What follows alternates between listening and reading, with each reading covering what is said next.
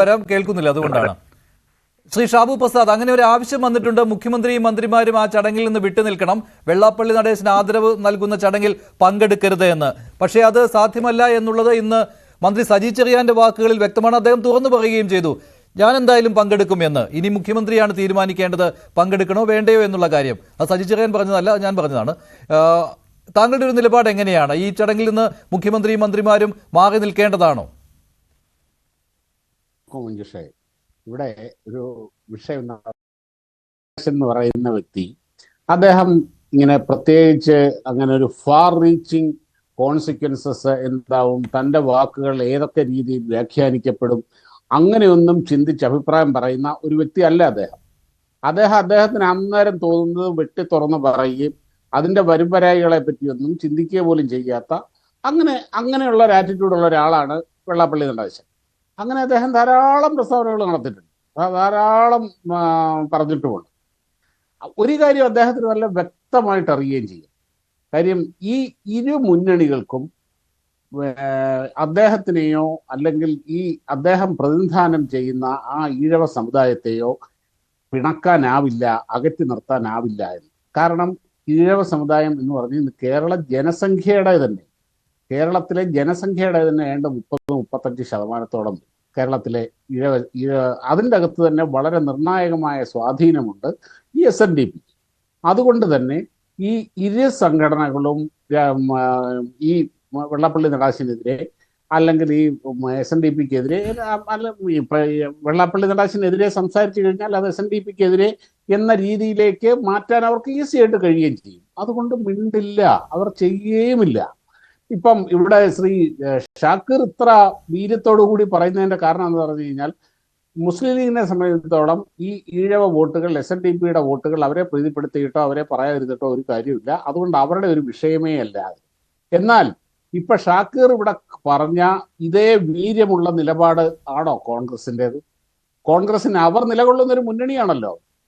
ഷാക്കിർ ഇവിടെ പറയേണ്ടത് ഇപ്പൊ CPM-നെ കൊണ്ട് മാപ്പ് പറയിക്കോ അല്ലെങ്കിൽ CPM-നെ കൊണ്ടോ എതിർക്കുന്നതിനോ പകരം അവർക്ക് നിർണായക സ്വാധീനമുള്ള, അവർ നിലനിൽക്കുന്ന ഒരു മുന്നണിയിലെ ഒരു വലിയ ഘടകകക്ഷി എന്നുള്ള നിലയിൽ ആ മുന്നണിയെ കൊണ്ട്, അവരുടെ മുന്നണിയിലെ ഏറ്റവും വലിയ കക്ഷിയായ കോൺഗ്രസിനെ കൊണ്ട് ഈ ഒരു തീരുമാനം എടുപ്പിക്കാനോ അല്ലെങ്കിൽ ഇതിനെതിരെ ഒരു അഭിപ്രായം പറയിക്കാനോ ഷാക്കിറിന് പറ്റുമോ? പറ്റില്ല. ഷാക്കിറിന് പറയാം, മുസ്ലിം ലീഗിനും പറയാം. കാര്യം അവർക്ക് ഈ വിഭാഗത്തിന്റെ വോട്ട് എന്ന് പറയുന്നത് അവരുടെ ഒരു വിഷയമേ അല്ല. അതുകൊണ്ട് തന്നെ ഈ ഇരു മുന്നണികളും, കോൺഗ്രസ് വലിയ രാഷ്ട്രീയ പാർട്ടികളായ കോൺഗ്രസ് ആയാലും CPM ആയാലും ഒരക്ഷരം പോലും മിണ്ടില്ല. പറഞ്ഞാൽ തന്നെ വളരെ സോപ്പിട്ട, വളരെ മൈൽഡായിട്ട് മാത്രമേ അഭിപ്രായം പറയുകയുള്ളൂ. കാരണം അവർക്കറിയാം അതിൻ്റെ ഫാർ റീച്ചിങ് കോൺസിക്വൻസസ് എത്രത്തോളം ഉണ്ടാകും എന്നുള്ളത്. അത് മനസ്സിലാക്കി തന്നെയാണ് ഈ വെള്ളാപ്പള്ളി നടേശൻ ഇങ്ങനെ പറയുന്നത്. ഞാൻ എന്ത് പറഞ്ഞാലും അപ്പോൾ പിന്നെ ഇവിടെ ഹിന്ദു ഐക്യവേദിയുടെ ഒരു നിലപാടുണ്ടായിരുന്നു, വെള്ളാപ്പള്ളി നടേശനെ ഒറ്റപ്പെടുത്തരുതെന്ന്. പ്രകോപനപരമായ രീതിയിൽ അദ്ദേഹം ഈ പ്രസംഗം അവിടെ നടത്തിയിട്ട് പോലും അതിൽ ഹിന്ദു ഐക്യവേദി പറയുന്നത് അദ്ദേഹം പറഞ്ഞത് സത്യമാണ് എന്നാണ്. അതിൽ ചില കാര്യങ്ങൾ അടങ്ങിയിട്ടുണ്ട്, അത് ഹിന്ദു ഐക്യവേദിയുടെ നിലപാട് തന്നെയാണെന്നാണ്. അപ്പോൾ ഈ CPM-ന്റെ ഈ നിലപാട് ഏകദേശം അതുപോലെ തന്നെ വരികയാണല്ലോ. ഹിന്ദു ഐക്യവേദിയുടെ അതേ നിലപാട് തന്നെയായി മാറുകയാണ്.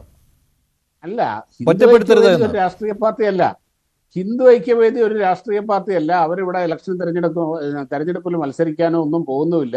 അതുകൊണ്ട് തന്നെ അത് കാര്യം അവരുടെ ആ ഒരു വോട്ടിന്റെ ദൃഷ്ടിയിൽ ഹിന്ദു ഐക്യവേദിയുടെ നിലപാടിനെ നമ്മൾ കാണേണ്ടതില്ല. എന്നാൽ വെള്ളാപ്പള്ളി നടേശൻ പറഞ്ഞതിൻ്റെ അകത്തെ മെറിറ്റോ ഡിമെറിറ്റോ ഒന്നും അതിനെപ്പറ്റി ഒന്നും ഞാൻ അങ്ങോട്ട് പോകുന്നില്ല. പക്ഷെ അദ്ദേഹം പ്രകടിപ്പിച്ചത് അദ്ദേഹം നിലകൊള്ളുന്ന, റെപ്രസെന്റ് ചെയ്യുന്ന ആ സമുദായത്തിന്റെ ഒരു കൺസേൺ ആണ്. പിന്നെ ഞാനൊരു കാര്യം ചോദിക്കട്ടെ മഞ്ജുഷേ, ഈ മലപ്പുറം എന്ന് പറയുന്നത് ഈ നാട്ടിലെ ഒരു സംസ്ഥാനമല്ലേ, അല്ല ഒരു ജില്ലയല്ലേ, ഈ കേരള സംസ്ഥാനത്തിലെ ഒരു ജില്ലയല്ലേ, ഈ രാജ്യത്തിന്റെ ഭാഗമല്ലേ? ഈ മലപ്പുറം ജില്ലയെ പറ്റി പറയുമ്പം അതിൻ്റെ അകത്ത് അത് അന്നരവധി മുസ്ലിം വിരുദ്ധമാക്കുന്നത് എന്തിനാണ്? മലപ്പുറത്തിൽ ജീവിക്കുന്ന ഏതാണ്ട് എനിക്ക് തോന്നുന്നു 60% തോന്നുന്നു മുസ്ലിം ജനസംഖ്യ അവിടെ ഉള്ളത്. 40% മറ്റുള്ള മതസ്ഥരും അവിടെ ഉണ്ട്. മലപ്പുറത്തിനെ പറ്റി പറയുമ്പോൾ ഇത് മലപ്പുറത്തിനെതിരെ മാത്രമല്ല. ഇപ്പോൾ ഒരു കാര്യമുണ്ട്, ഇവിടെ കണ്ണൂരിനെ പറ്റി പറഞ്ഞില്ല. കണ്ണൂർ വേറൊരു രാജ്യമാണെന്നുള്ള രീതിയിലാണ് ഈ CPM-കാർ നടക്കുന്നത്. കണ്ണൂരിലെ പാർട്ടി ഗ്രാമങ്ങൾ, അവിടേക്ക് വേറൊരാൾക്ക് പ്രവേശനമില്ല, അല്ലെങ്കിൽ അവർക്ക് അവരുടേതായ ഭരണം. ഇങ്ങനെയുള്ള വിമർശനങ്ങൾ, രാഷ്ട്രീയ വിമർശനങ്ങൾ ഇവിടെ പൊതുവേ ഉണ്ട്, അഭിപ്രായങ്ങളുമുണ്ട്. അല്ലാതെ മലപ്പുറം എന്ന് പറഞ്ഞു കഴിഞ്ഞാൽ മലപ്പുറത്തിനെ എന്തെങ്കിലും പറഞ്ഞു കഴിഞ്ഞാൽ ഏതെങ്കിലും ഒരു ജില്ല എന്ന് പറഞ്ഞു കഴിഞ്ഞാൽ അതുടനെ ഒരു സമുദായത്തിനെതിരെ കോട്ടയത്തിനെതിരെ പറഞ്ഞു കഴിഞ്ഞാൽ ആരെങ്കിലും ക്രിസ്ത്യാനികൾക്കെതിരെ തിരിക്കാറുണ്ടോ? അല്ലെങ്കിൽ കോട്ടയം ജില്ലയിലെ പറ്റി എന്തും പറഞ്ഞു കഴിഞ്ഞു കഴിഞ്ഞാൽ അങ്ങനെ ചെയ്യാറുണ്ടോ?